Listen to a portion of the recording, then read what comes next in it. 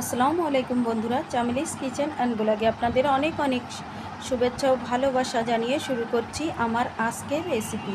আজকে আমি আপনাদের গাজরের পোলাও রান্না করে দেখাবো। তার জন্য নিয়ে নিয়েছি গাজরটা আমি মেশিনে ঘষে নিয়ে নিয়েছি। দেখেন বন্ধুরা, 1 কেজি পরিমাণে গাজর আছে। আমি কড়াইতে ঘি, তেজপাতা, এলাচ আর দারচিনি দিয়ে একটু নাড়াচাড়া করে গাজরটাকে ঢেলে দিলাম। গাজরটা আমি কুচি করে ধুয়ে পরিষ্কার করে নিয়েছি। এটার হচ্ছে গাজরের পোলাও।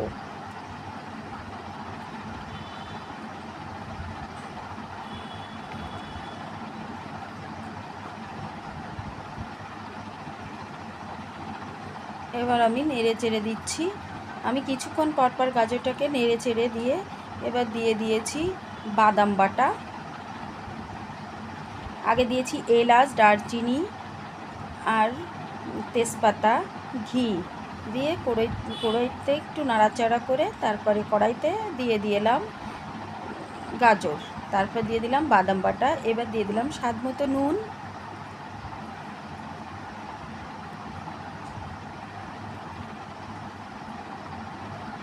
দিয়ে আবার নাড়াচাড়া করছি।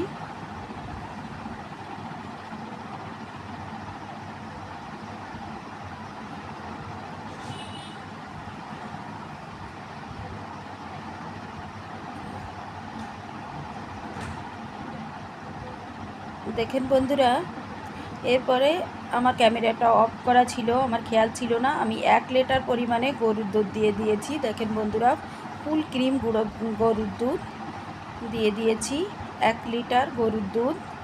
আর সঙ্গে দিয়েছি 200 গ্রাম গুঁড়ো দুধ গুলিয়ে ওর সঙ্গে দিয়ে দিয়েছি।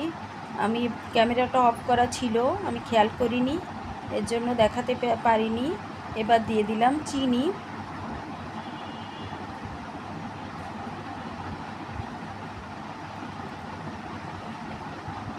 মিষ্টিটা যে যেমন পছন্দ করেন তেমন দেবেন।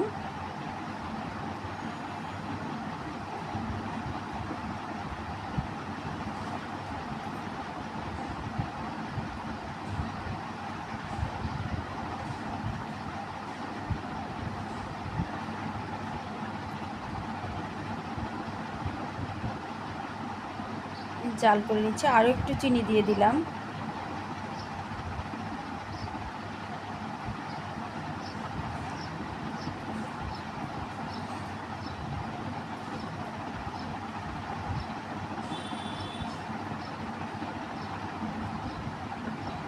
এবার আমি ভালো করে জাল করে নেব গাজরটাকে। দেখেন বন্ধুরা, আমি অনেকক্ষণ ধরে গাজরটাকে জাল করে নিয়েছি। আমি সেই দুধটা টানিয়ে একেবারে শুকনো শুকনো করে নিয়েছি।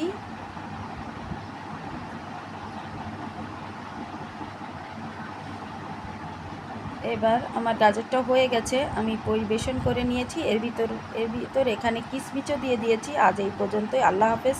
ভালো লাগলে সাবস্ক্রাইব